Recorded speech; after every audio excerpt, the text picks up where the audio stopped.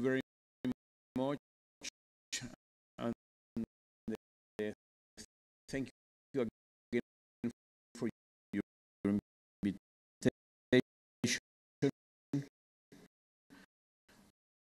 And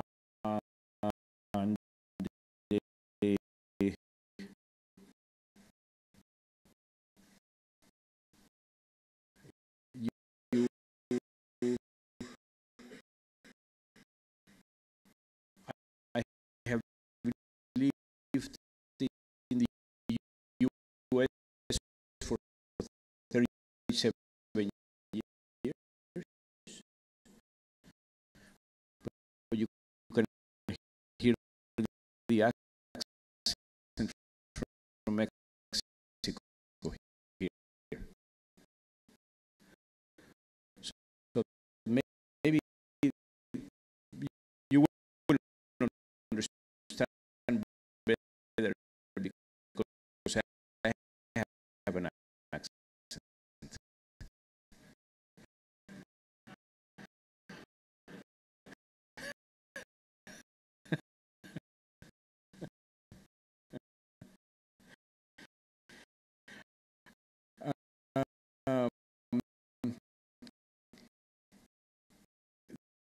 This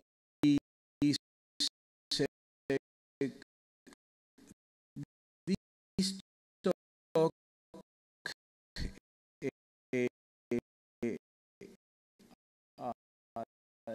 is divided into two parts. In one, we are going to talk about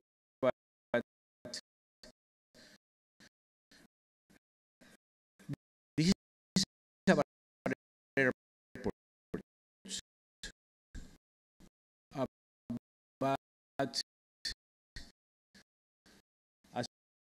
we say,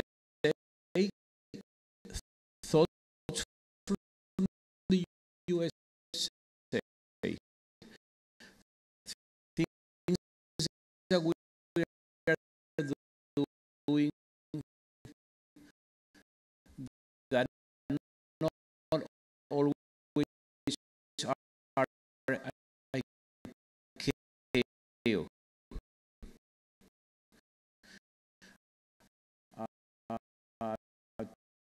To expand capacity, and then there will be a few words about some analysis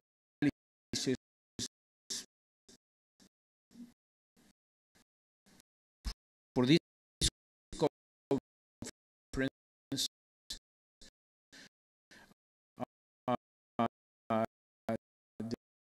that we have performed at MITRE in regard to Ben-Gurion.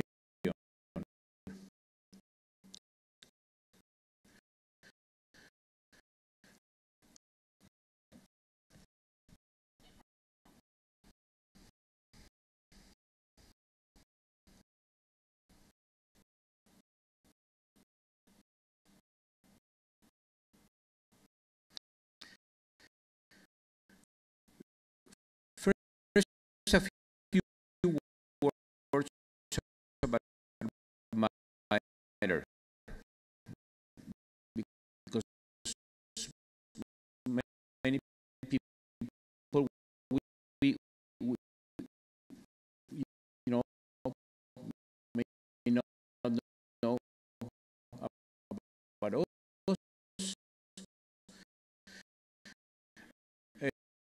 We are a research organization.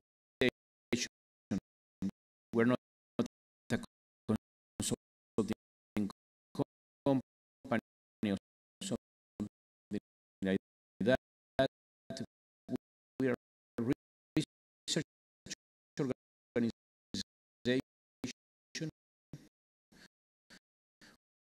which is private. It was created initially capitalized by the U.S. Congress, but it's totally private, it's independent.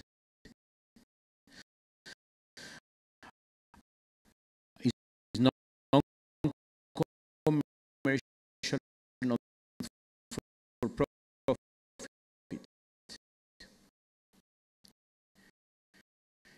It used to be, it originated at MIT.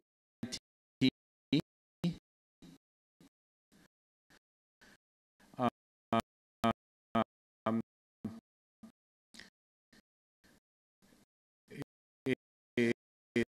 during, you know, about 60,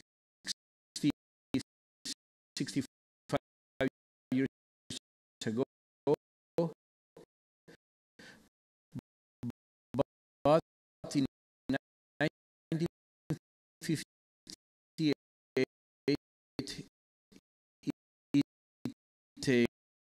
it officially separated,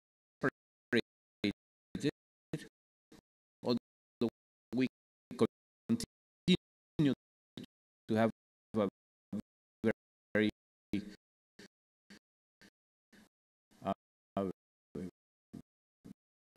many links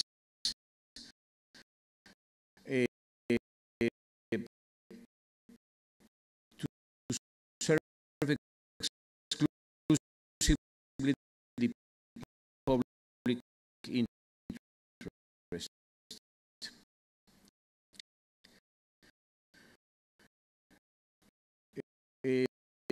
MITRE as a whole is about 7,000 engineers, mathematicians,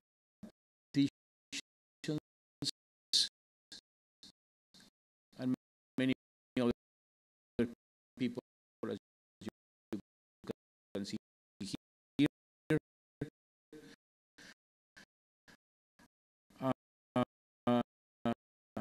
And it deals in different fields, but aviation is where our origins are in aviation, and that's where we continue in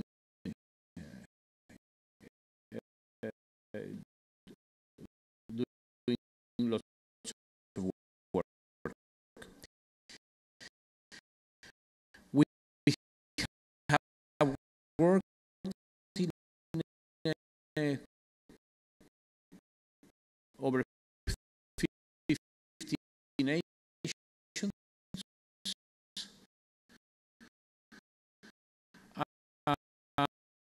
and the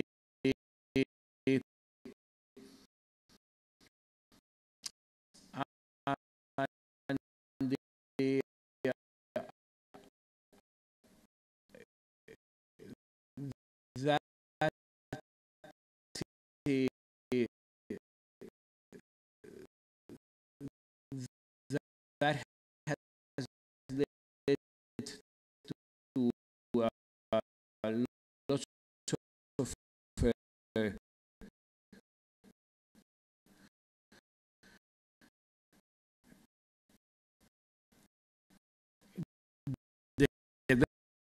development in many other countries.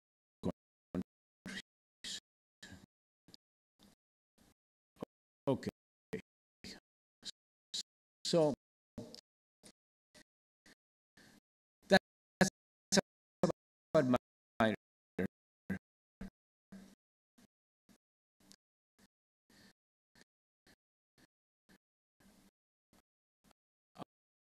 uh,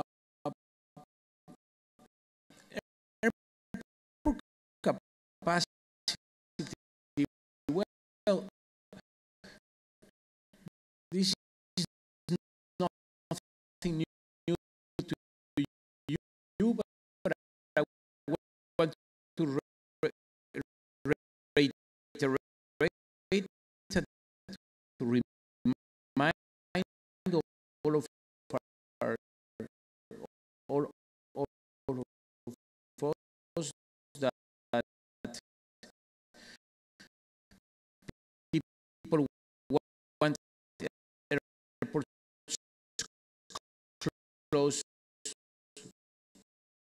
to where they live. Everybody wants to have the airport close,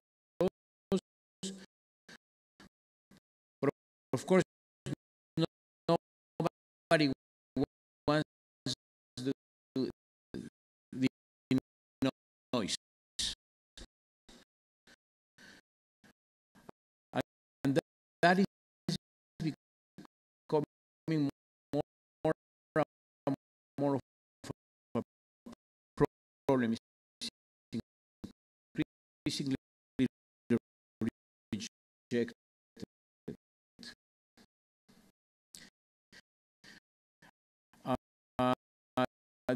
Then, of course, there is not enough land.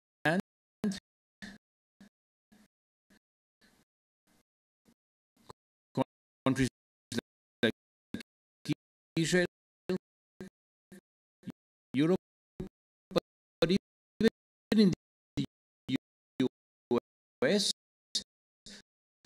you don't have land sometimes to have an airport close to the city.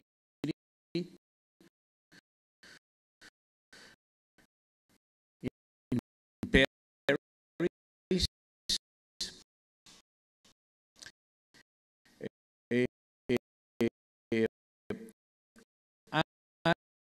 and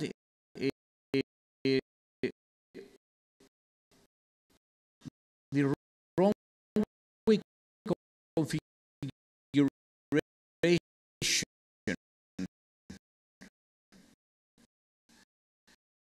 How many wrong ways and how the wrong ways are set, it has been, it has always been complex, but in the past 15 or 20 years, we have seen that now the airspace complexity is what is driving much of the um, uh,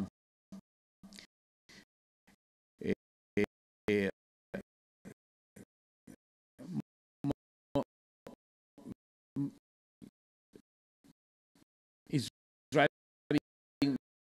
many of the issues that we're encountering.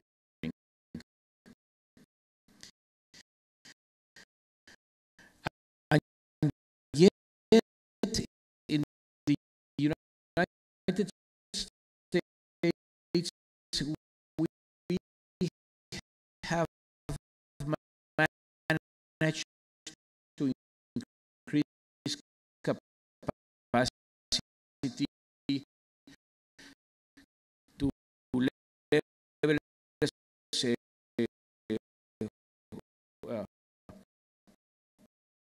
unprecedented.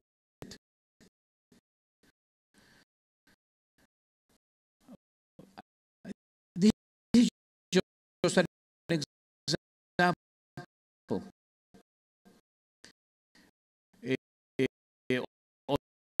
Of course, it's the most important example because Atlanta is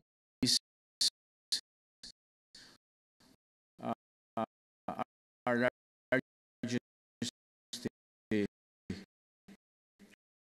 airport.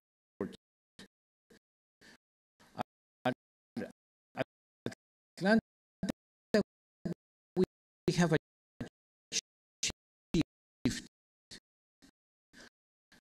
235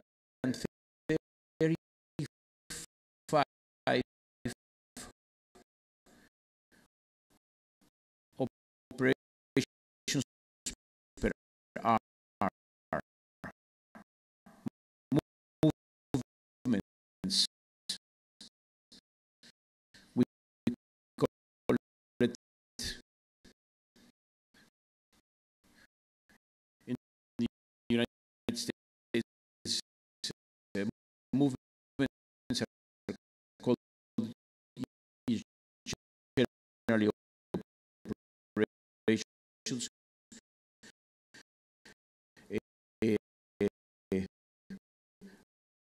which is a very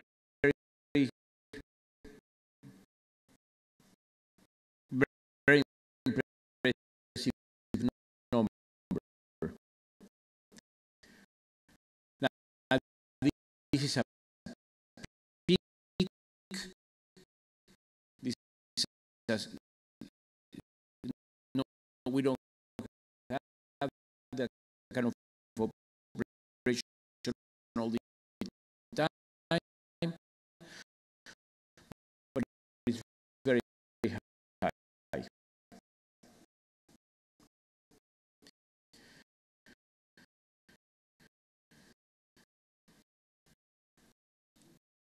All of these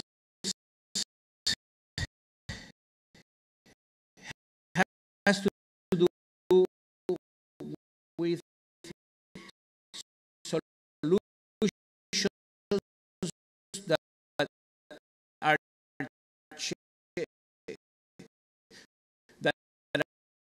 very different than 15 years ago. It used to be, I remember when I started my career, everything was stable and rules of thumb. Now all of this has been replaced by modeling.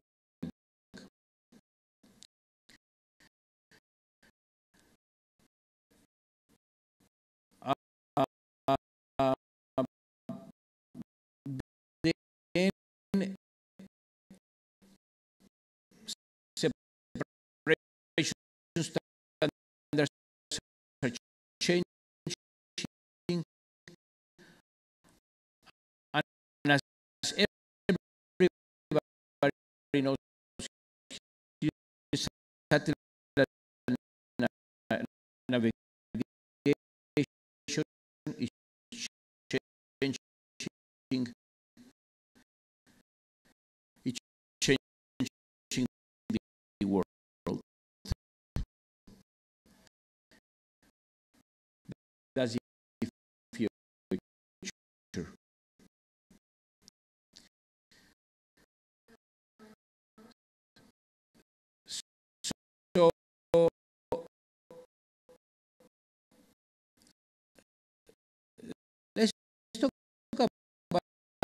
are few things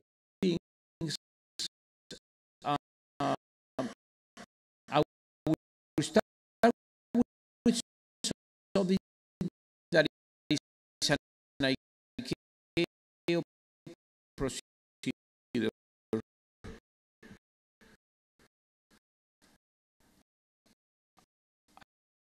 ICAO has approved for many years independent instrument approaches, simultaneous approaches. Okay, and the parts we have, and this is the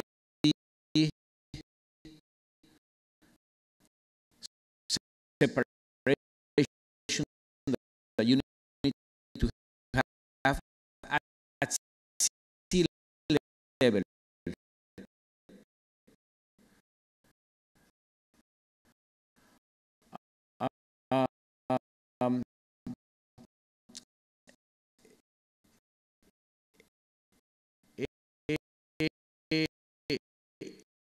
If you use radars that are much faster,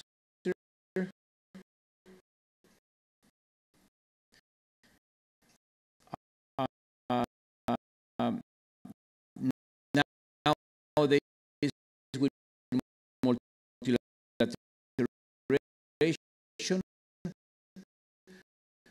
you can reduce this separation to this much. And at the FAA, we have a procedure we have not used it, that would allow even less.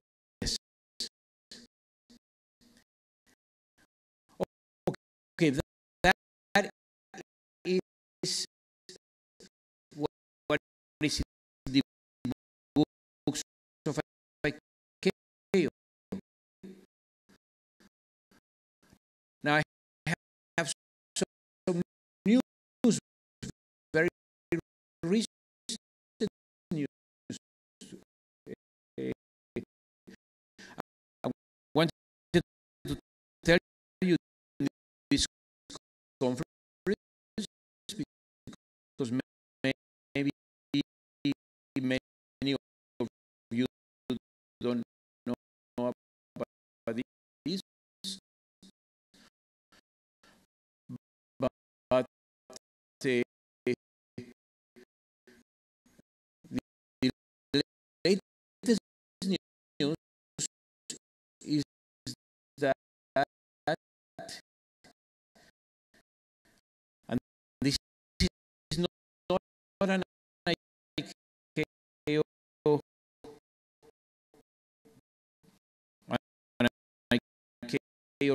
rule or anything. We have now at the FAA has approved with ordinary radars a separation of just 1,097. I mean, we in 3,600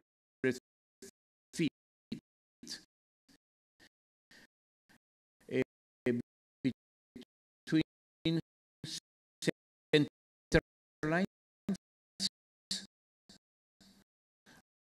runway center lines. That was just on the 19th of August, about exactly 3. Tomorrow will be 3 months ago, and 3 months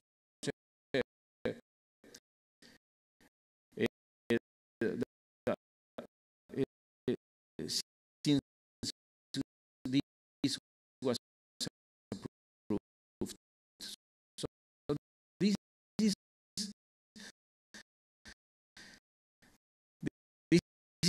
an extraordinary change, because imagine how many places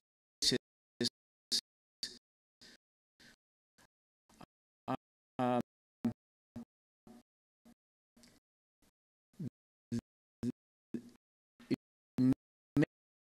many places just 100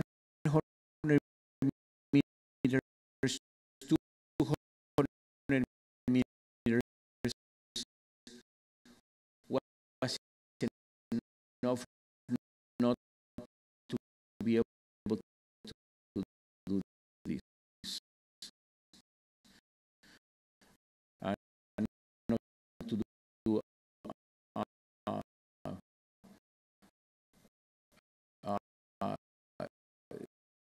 simultaneous approaches. And they are called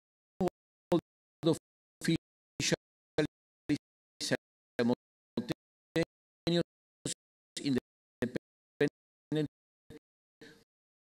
close parallel approaches. Now, of course, the difference between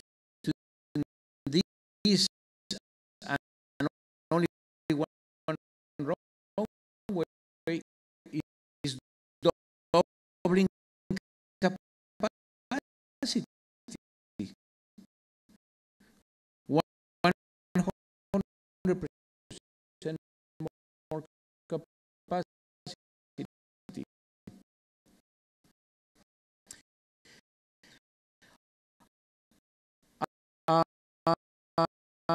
But not every airport can do that.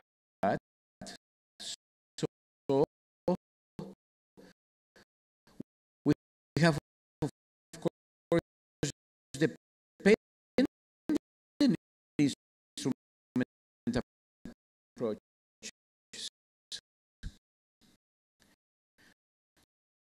So again, I discovered, I want to tell you about non-ICAO. The world, the non-ICAO world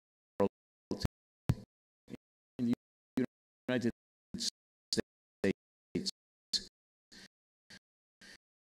In the United States, we can have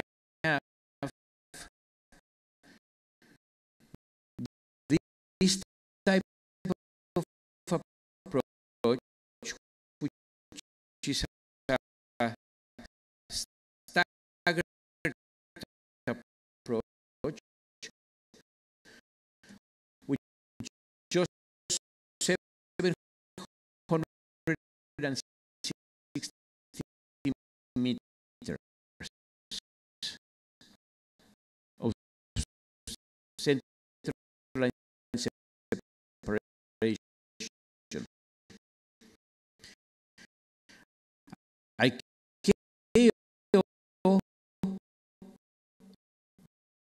requires 915.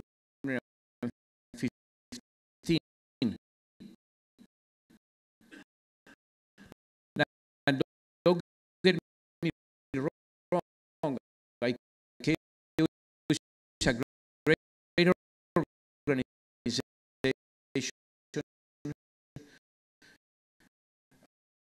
I we will be in trouble with that ICAO because of the uniformity that produces,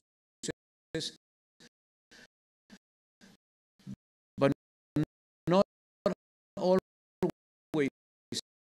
not all countries could develop if we use these rules. I will give you an example. We have been working in Malpensa Airport in Italy, where the separation is 800 meters. So with 800 meters, all they can do is segregate operations. One runway for the departures, one for arrivals.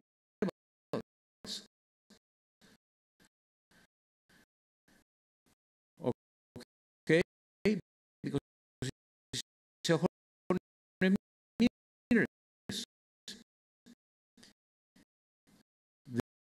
This does not allow it. If they use our standards, they could have this time of approaches, which could give them about 40% more capacity. So I'm just telling you about how we're trying to squeeze things. Now, this is totally outside of ICAO.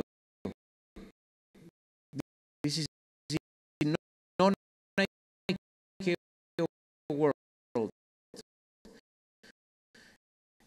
In this case,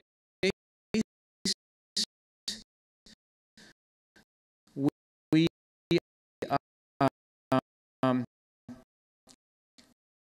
we're talking of converging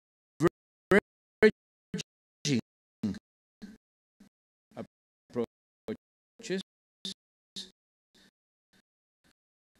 to runways that are angled, that are converging,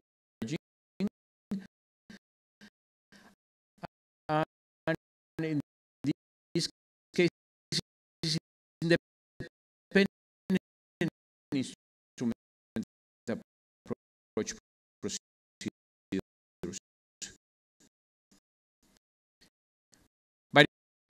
way, the procedures I have been talking about before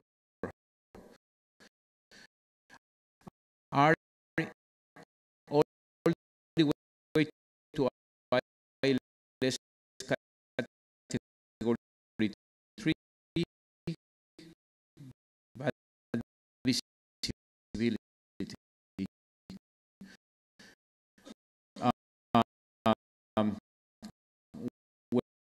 Weather issues. Now,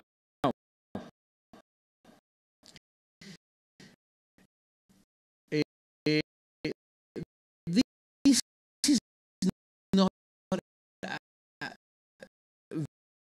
very is not used as much as I would like to, because there are so many issues. The misapproach points are far away, and then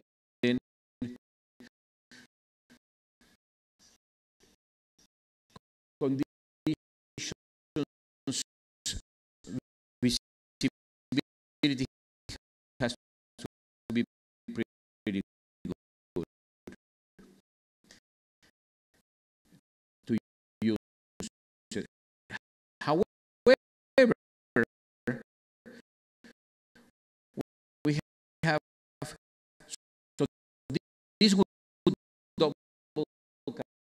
capacity.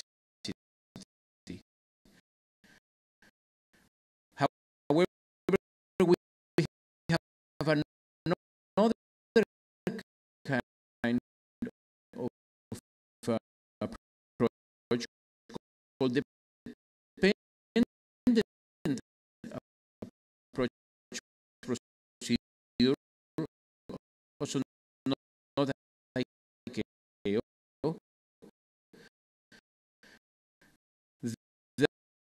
that would allow, again, 30 or 40% more capacity for coverage in runways. There is not time in this conference to discuss this in detail, but I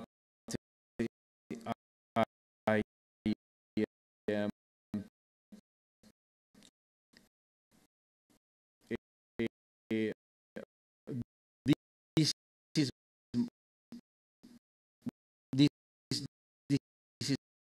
more used, and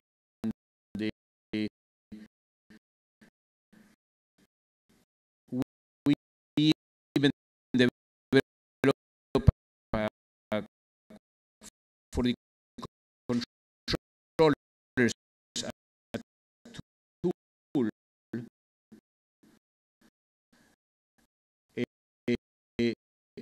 on how to separate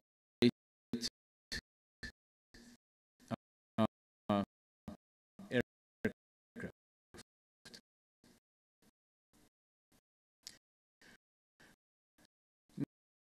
Now, let us go into the state of the art,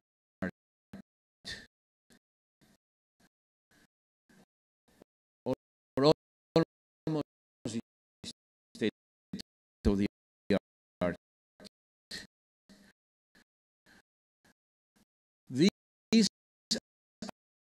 are three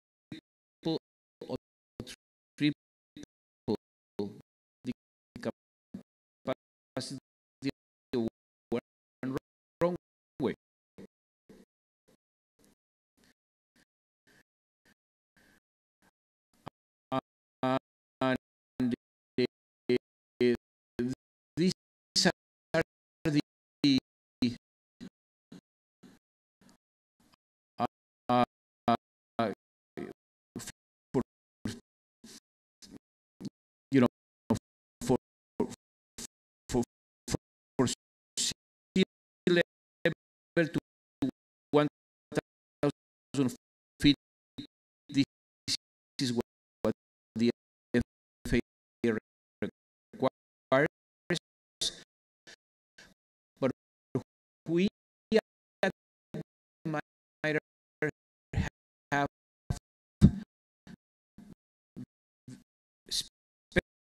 specialized models,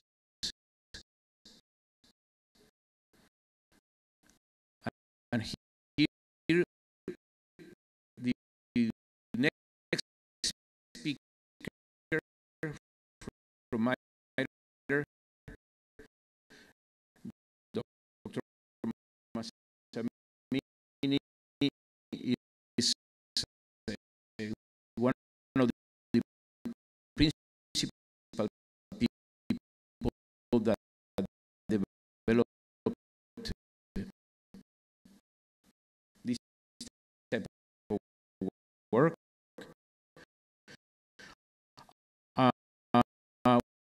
We can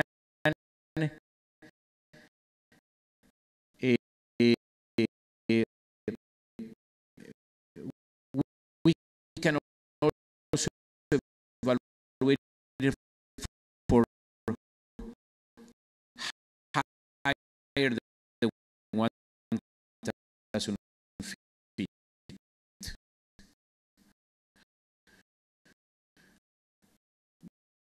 This has been approved in 8 airports in the United States, of which about 5 of them are used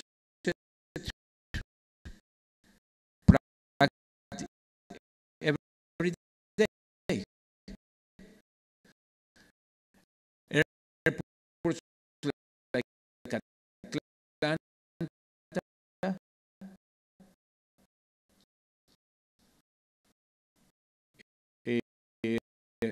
airports like Dallas Fort Worth, Denver, Chicago.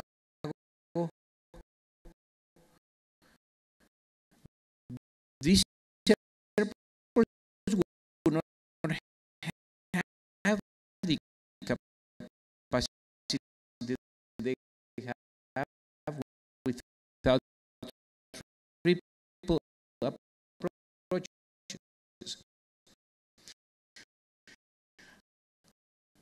And also the departures.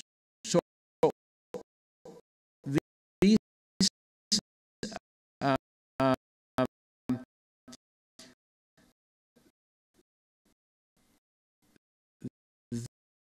this is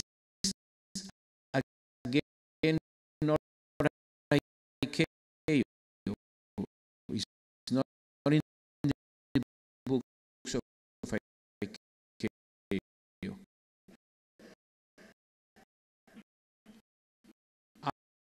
Outside of the United States,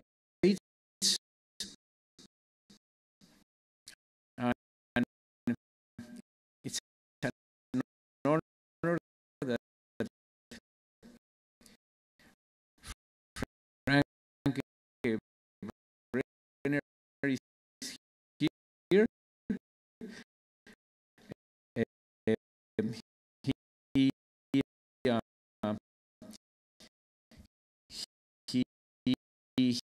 He was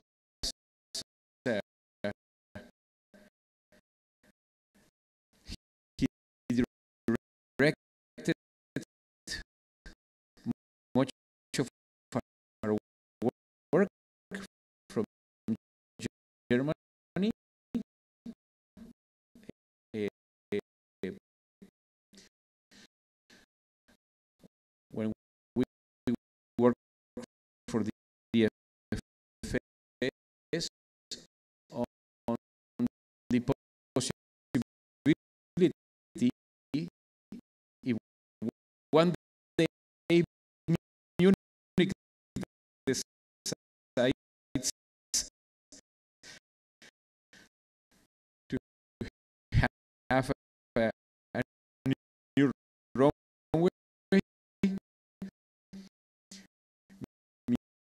Munich could be the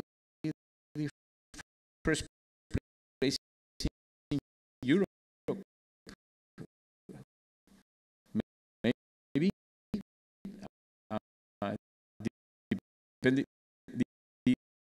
it depends when the politicians decided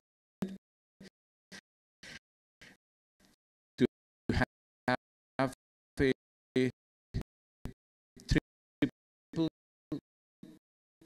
simultaneous approaches. But right now, and we are working on some possibilities in Mexico for a new, very large airport that maybe built soon. A very large place. About six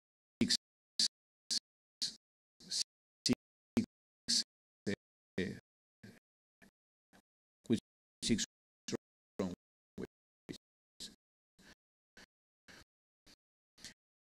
Okay.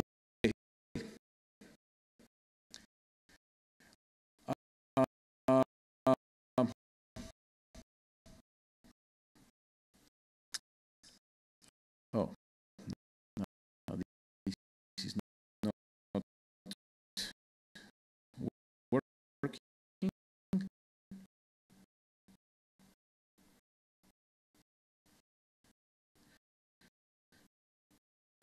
I guess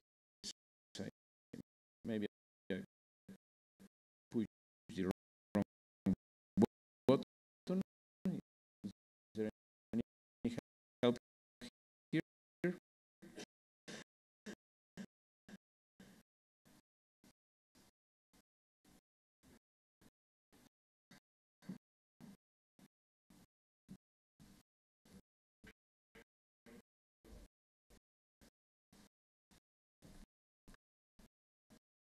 Please,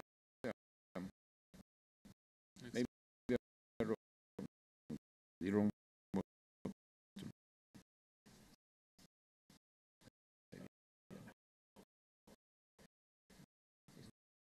No more.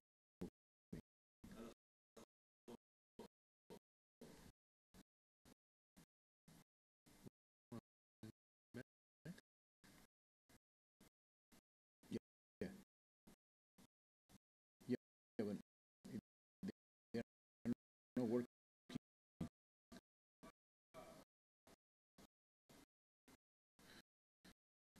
They stop working.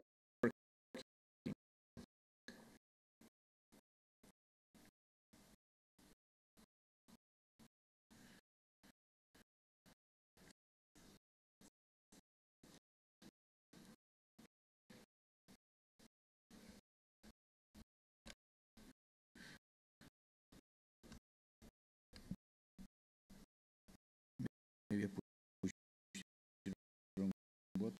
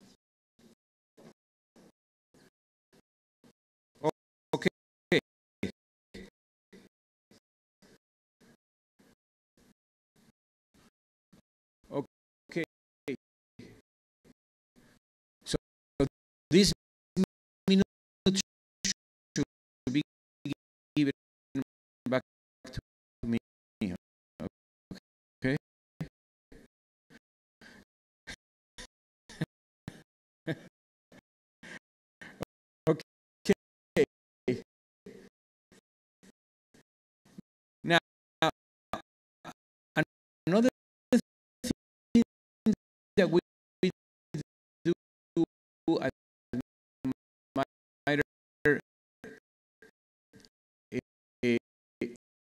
is we have spent the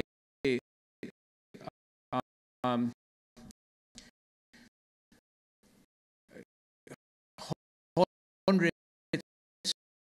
thousands and thousands of man hours, millions of dollars in refining and creating capacity models. We don't work on the opinion, on opinions. We work on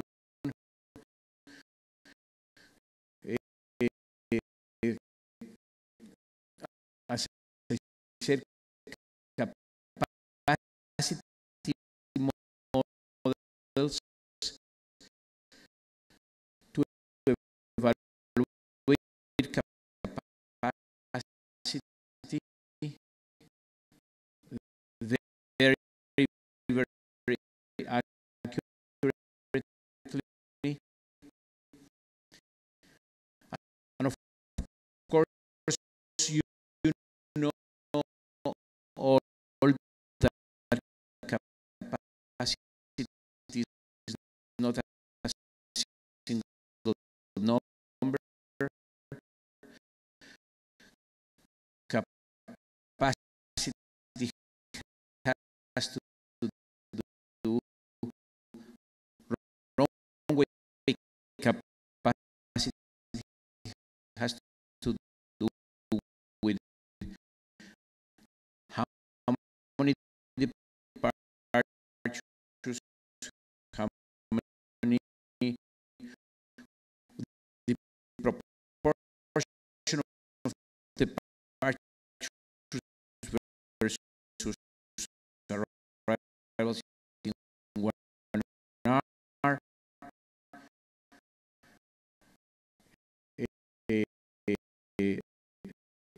The media usually uses just one number.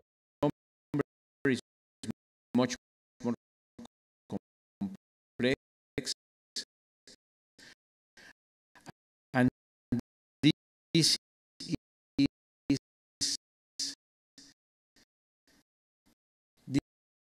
has changed the way we work.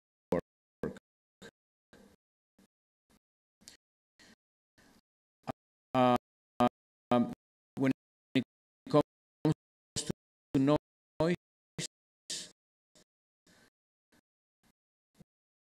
these are just guidelines from the U.S.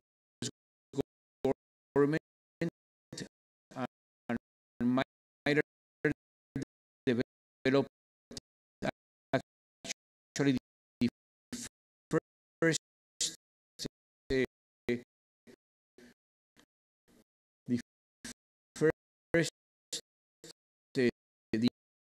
INM, the first model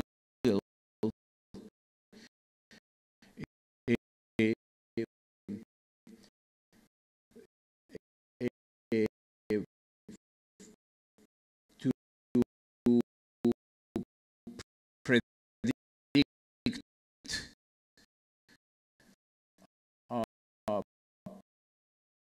noise around an airport on the basis of fleet mix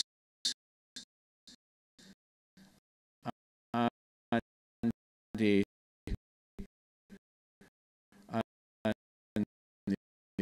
airspace design.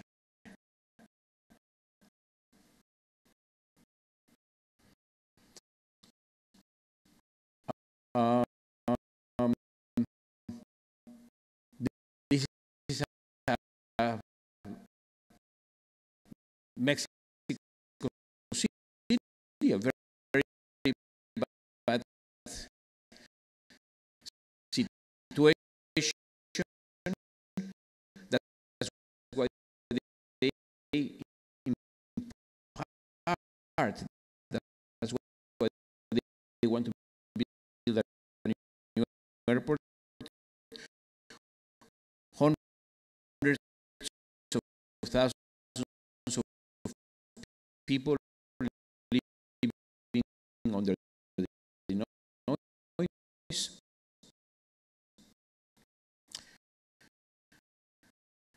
This is Paris. This is in French because I got it from a slide from our work for the French for the French um, where these air these would Charles de Gaulle will for wrong ways. This area was not sensitive, and we managed to remove the noise from this area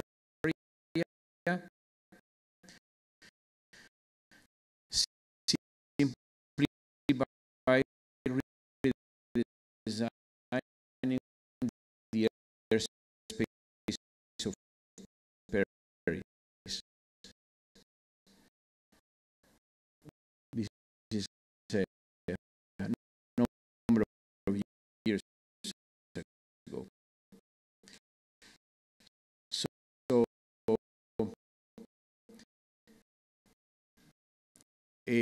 of course, there will be always someone complaining.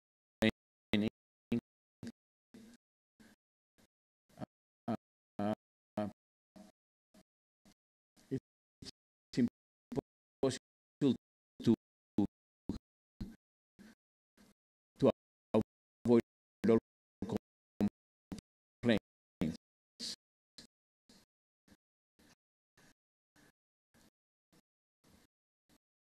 Okay. So that's that. Now, so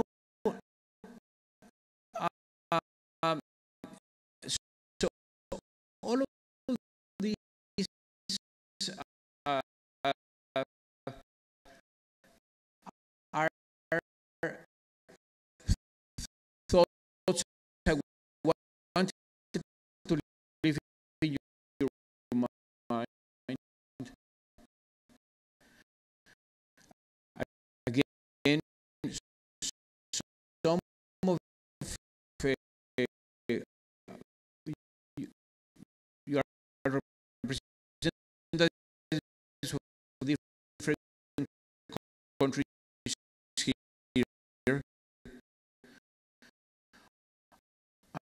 and in some cases, I'm just saying, in some cases,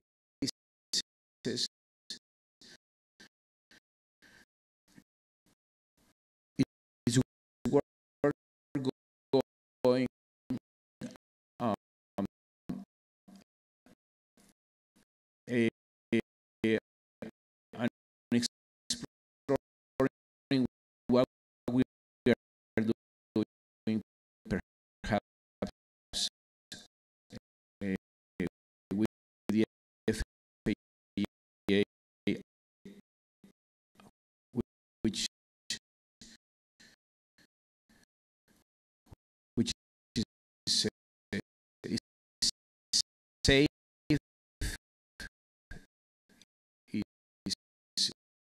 is good, even though it is not exactly an IKEA procedure.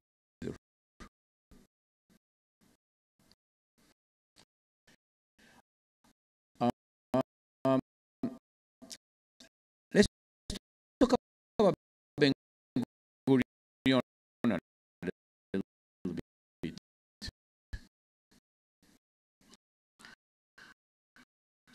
So this is the growth of Ben-Gurion Airport.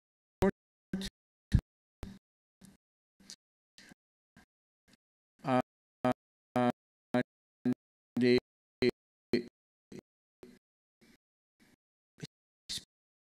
pretty impressive,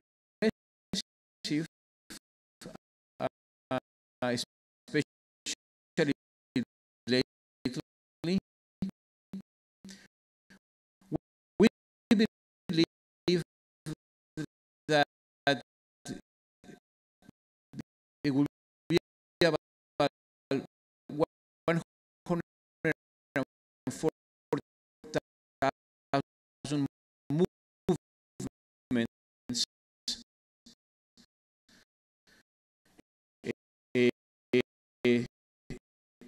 in the at the end of this year for 2013.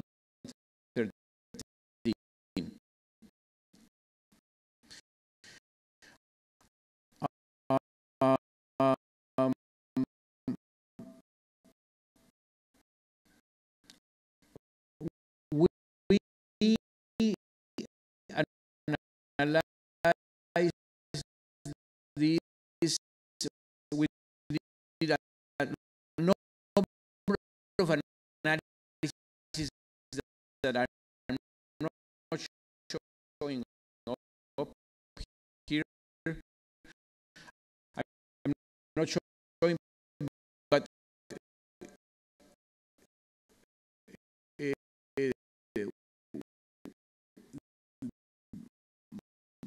this briefing will be uploaded,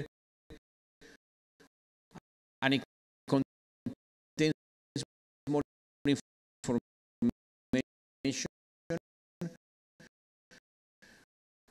We concluded for that for planning purposes,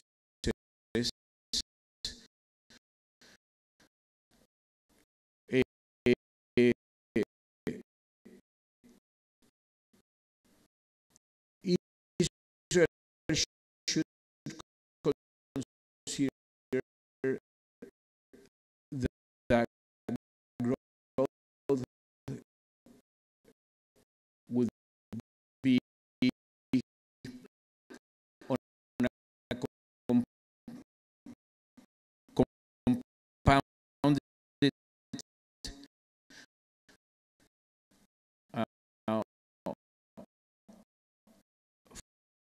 5% per year. We think that that's a good number for planning purposes. We have analyzed many periods, and it is very common to see 6 or 7%.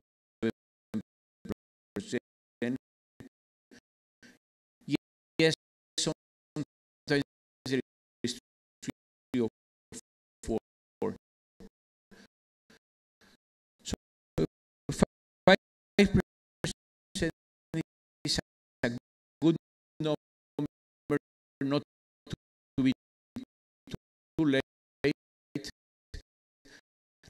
not to be too early.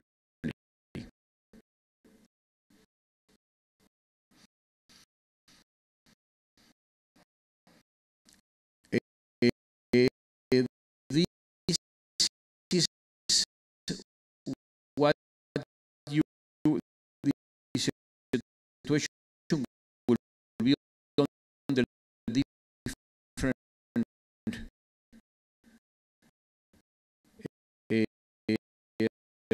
rates. This is the 5%.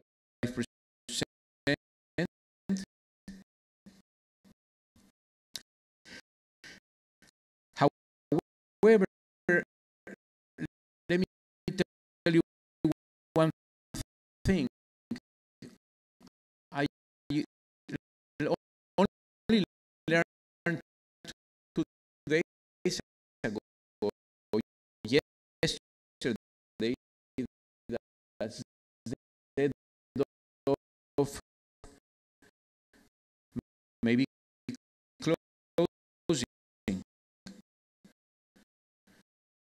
So all of these does not consider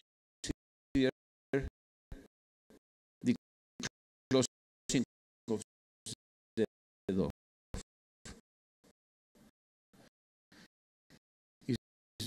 When the head office closing, of course, all of these will be much faster.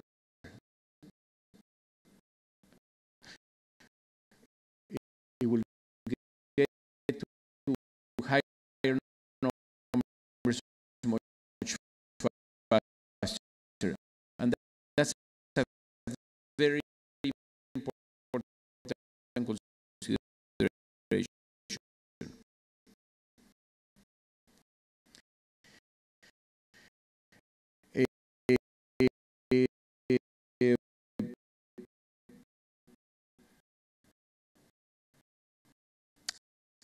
So with that in mind,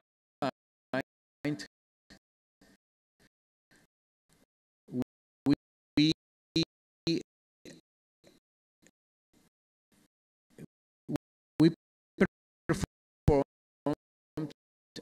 a quick and dirty analysis. Please, this is not a detailed analysis the way we like to do them. What was for the conference was over a month, and we found that in a typical peak day, actually a busy day,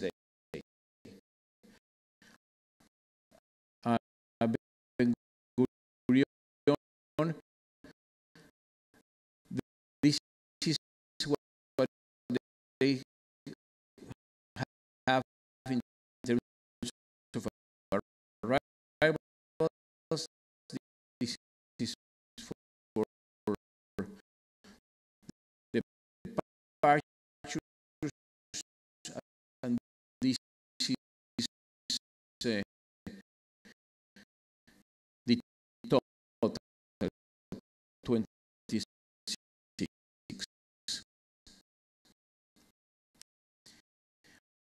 And when you talk to the controllers, they that is about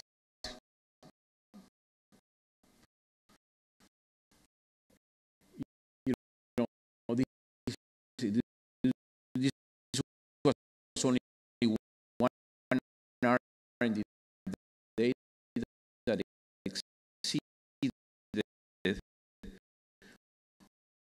or 2 or 3 hours in the day what they think it can be done to the day.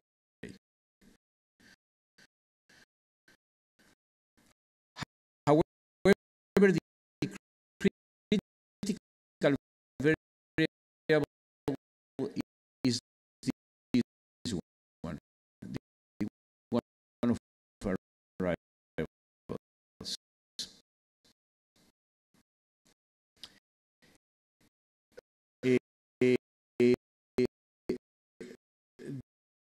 They believe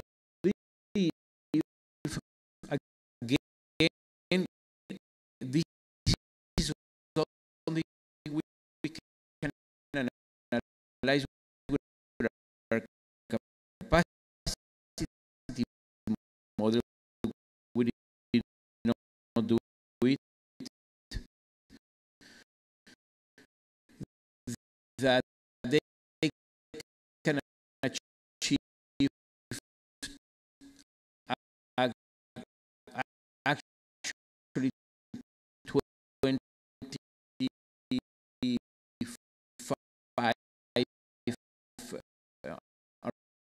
arrivals per hour.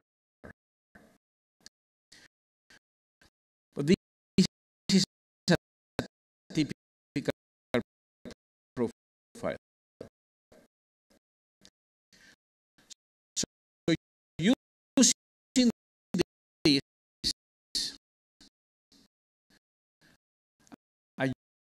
using opinions of controllers, not our capacity model,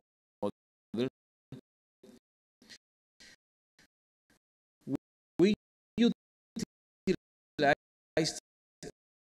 one of our most advanced models is a model that was actually created at MITRE. We have used it in over 100 airports to measure saturation.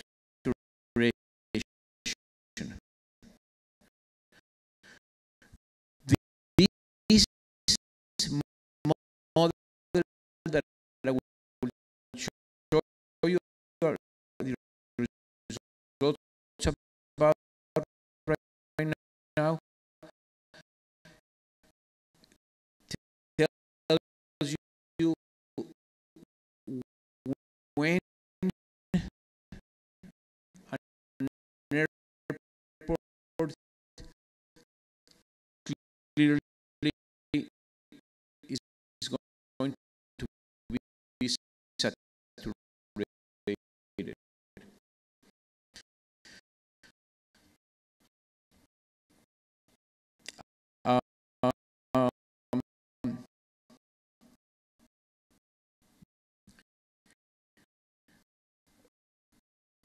This looks more complex than it is. It is not.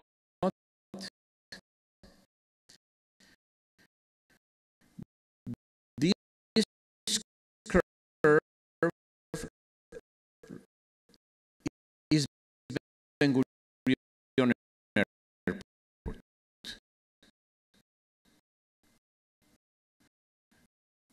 Today,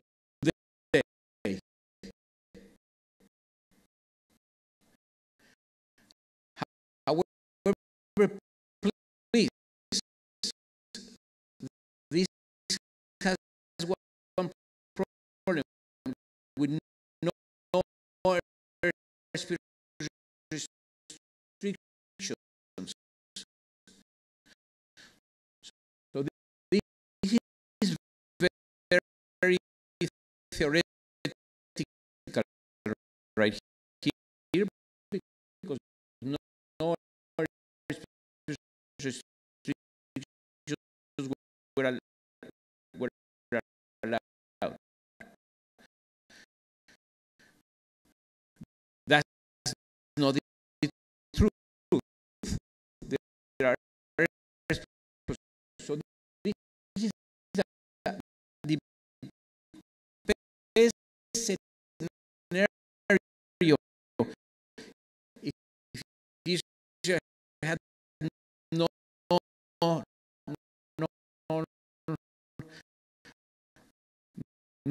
issues of airspace restrictions, but that's the best we could do right now.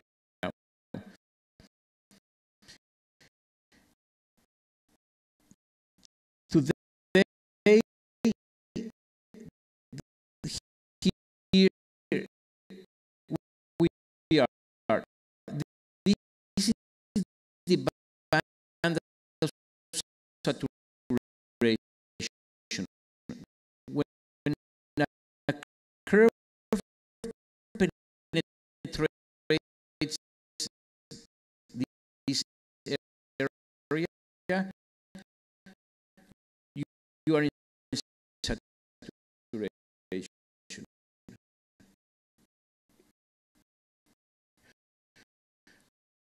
When you are here, you are in severe saturation.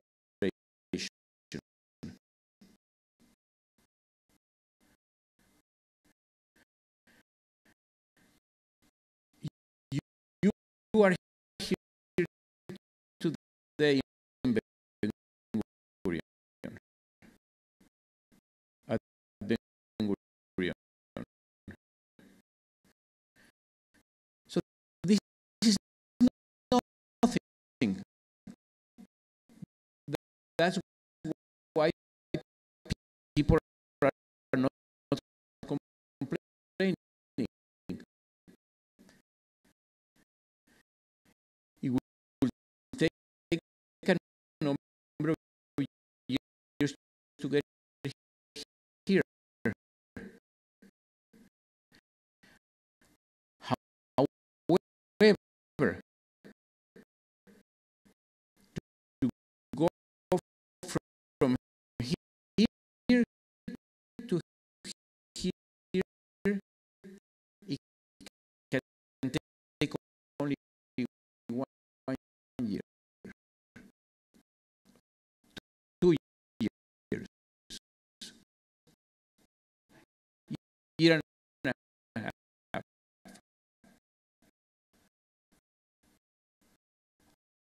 I always tell, I was telling General Rome, is like a glass of water that is filling up, and everything looks okay until it starts spilling.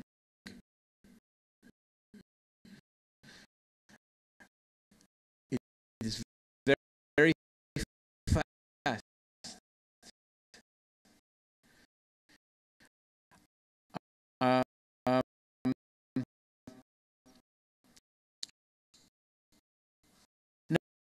Now, of course, if we had airspace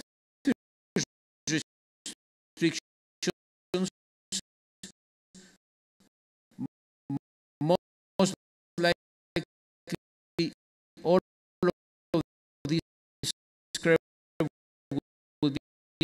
move to the left.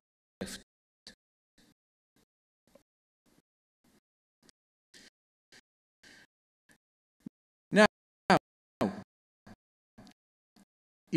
Ben Gurion had one complementary airport. There was a complementary airport.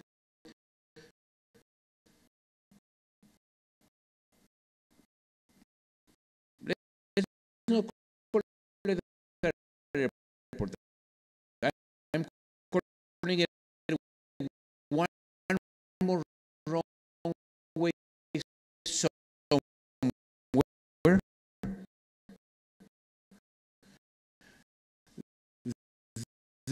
That would lead to a curve like this that will give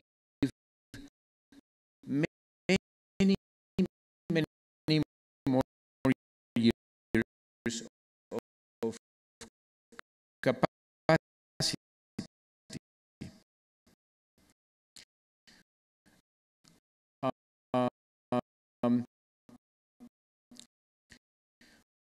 So I'm going to I translate this into years.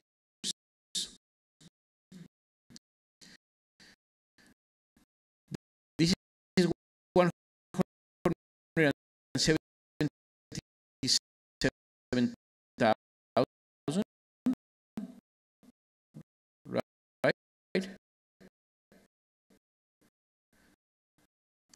I'm going to move this to here.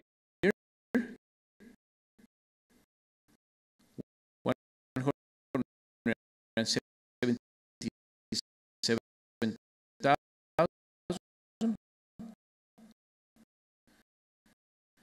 and I'm going to assume 5%.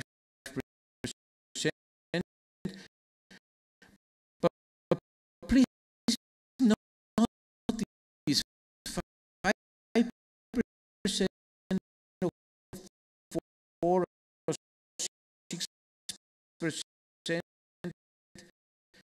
is very similar at this level. Okay?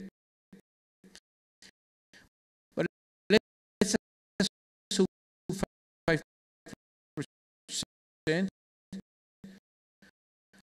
and it gives us 2024.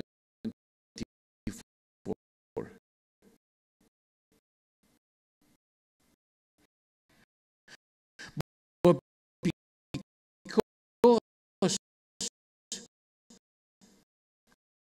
this does not consider restrictions in the airspace or closing Z off. The reality is more likely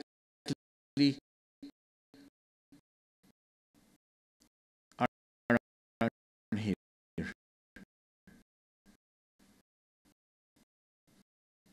2019 to 2020, something like that. 2000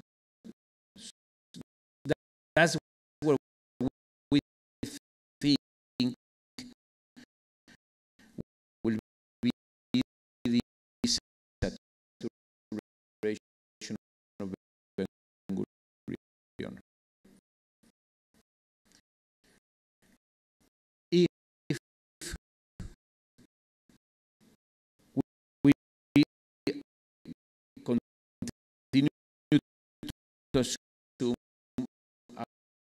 about 5%.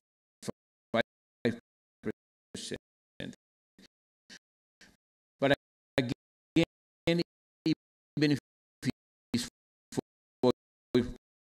4%. But if you add another wrong way somewhere, then we're talking of something like this.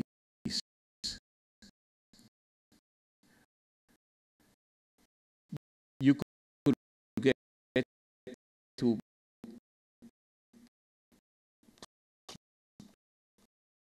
around 2040. So that's a big difference.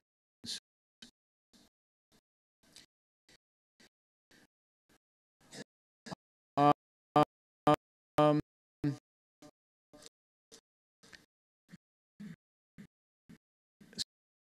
so what I would like to say is that the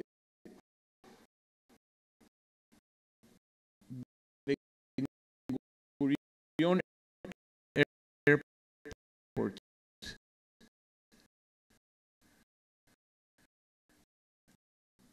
the government official needs urgently to consider what to do.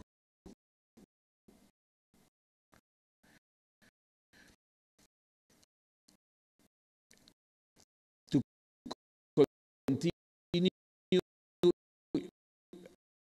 I mean, do nothing. We have seen it. We have seen it in many countries. And then this is what happens.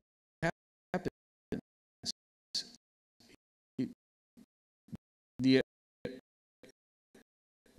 airport becomes a bottleneck to the economy, or the authorities end up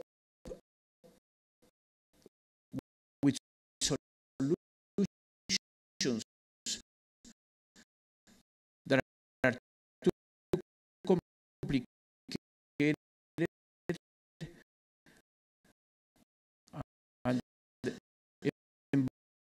embarrassingly complicated. And I don't want to mention countries where we have worked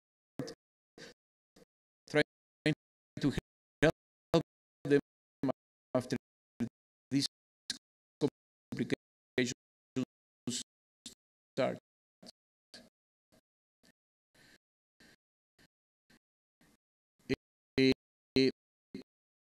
There is another problem. There are countries that have other airports, so they can survive if they don't have enough capacity. But Israel has only one international airport of real importance. So with other runways somewhere in a number of years from now, it will really be a bottleneck to the economy because there will be nothing else.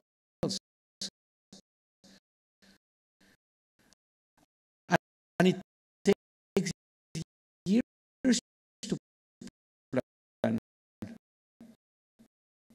for an airport.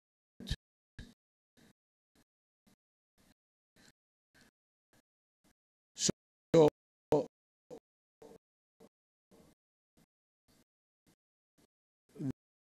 that is my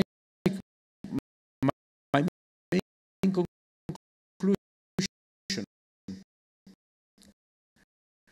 Okay, now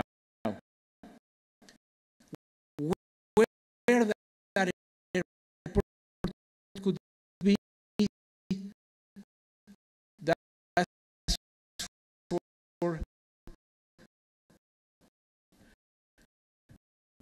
the Israeli politicians and all that this $64,000 question, if those of you that are old enough to remember those, that program, however,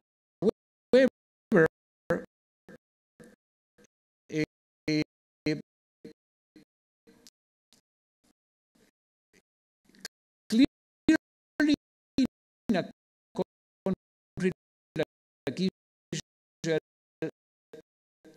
it may have to be either a military civil airport or some sort of combination.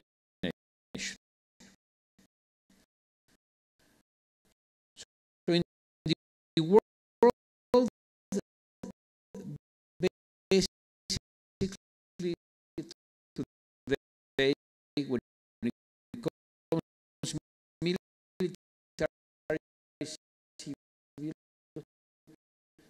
we see three kinds of airports.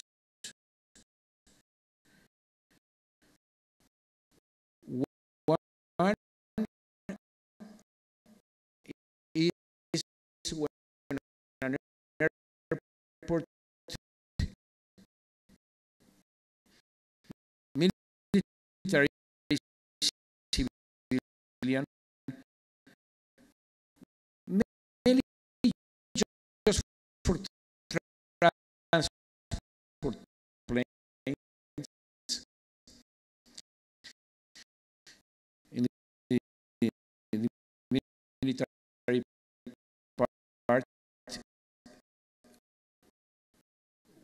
We see airports that they share the same runway.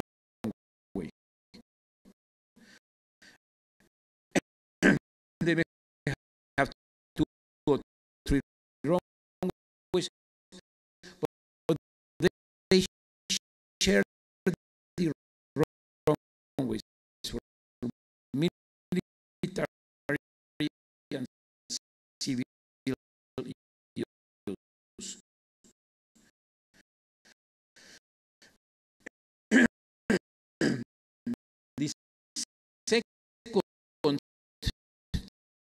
type is when the runways are completely separate.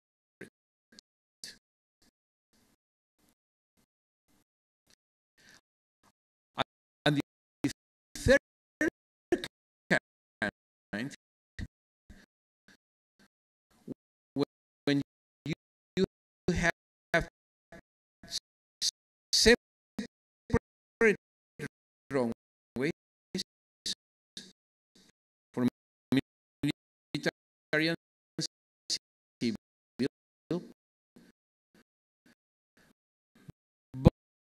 but there are no taxiways in between. So they are truly separated.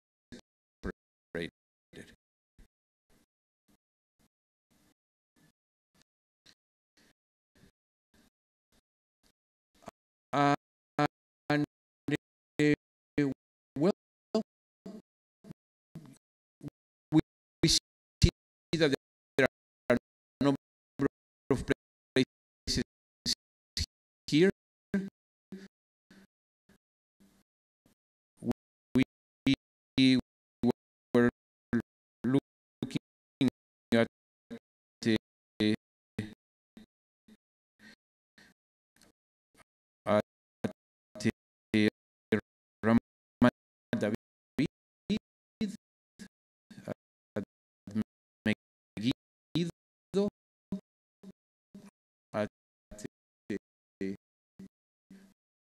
and we know that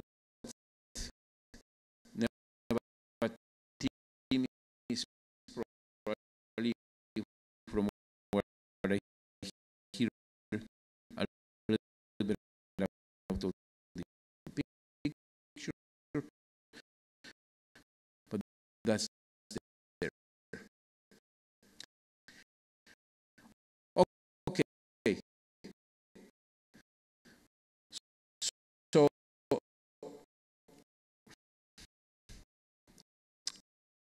again, this is again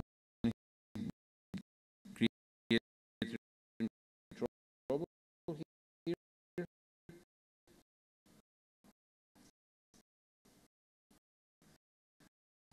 Okay, guys, could you help me? I have only 2 slides to go.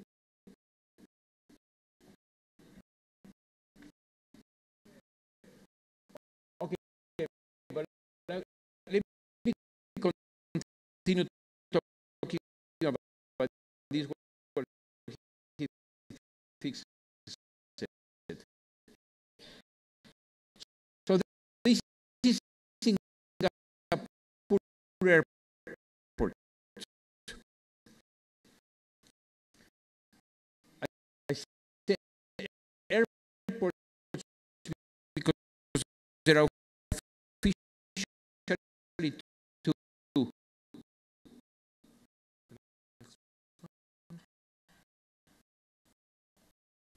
No, the previous one.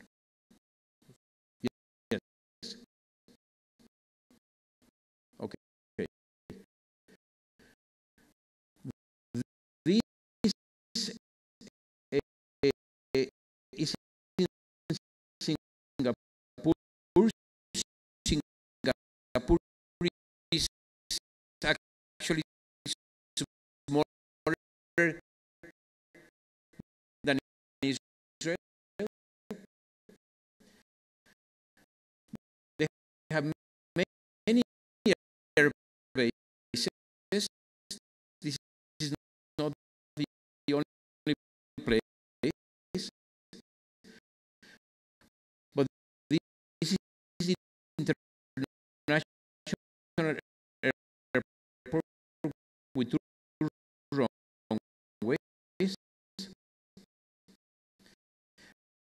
but they have another airport.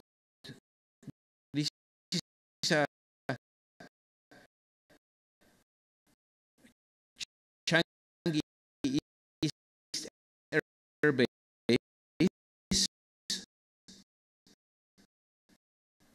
and there are no taxiways in between.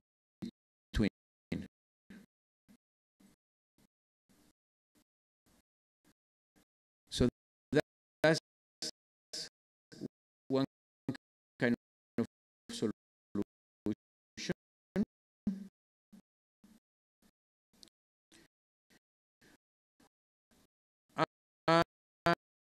And you want to talk about countries that with airspace restrictions like Israel? Well, let's talk about South Korea.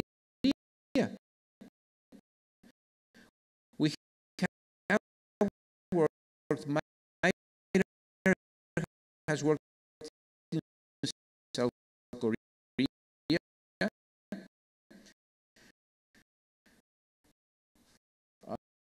You don't imagine, I mean, it's, well, maybe you can imagine, but tremendous restrictions, especially next to North Korea.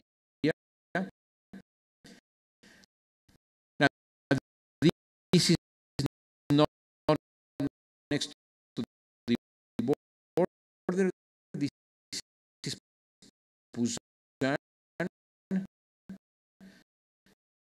in the south, but there are many other airports that are military civil, and this is the second largest airport in South Korea, and is a joint military civil airport. So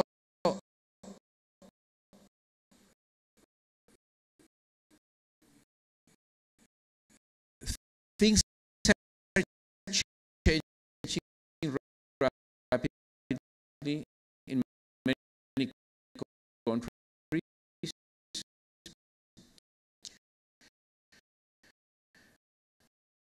In Madrid, Torrejón, next to Madrid, is a real problem because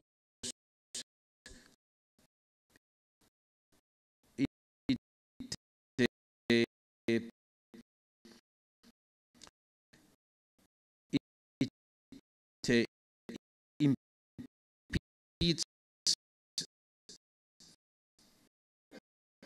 Barajas airport to have maximum capacity,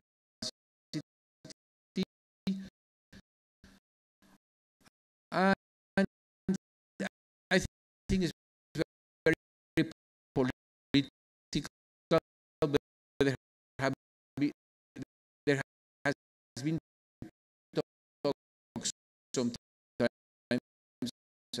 about changing um, a, a, about moving it somewhere else. Not right now, of course. Eh, eh, eh,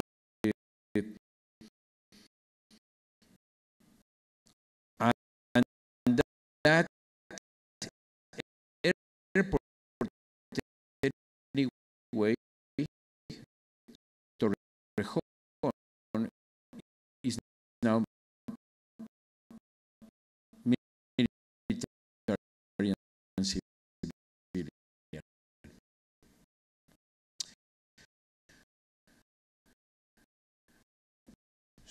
So that's what I have for you. So in conclusion, airspace saturation is becoming a big issue.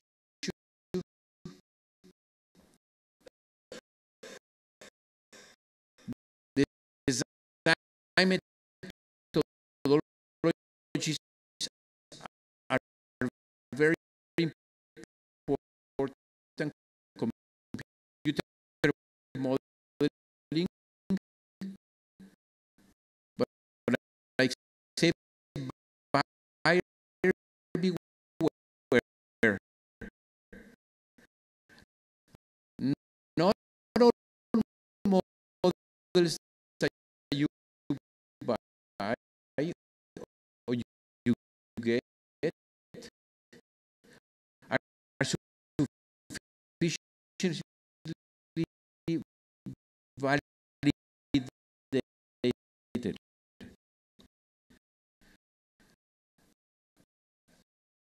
That is one of my oh, again.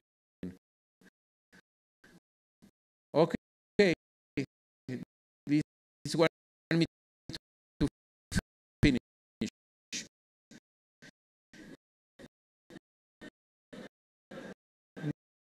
Not all models are validated enough. We're always at MITRE very careful with which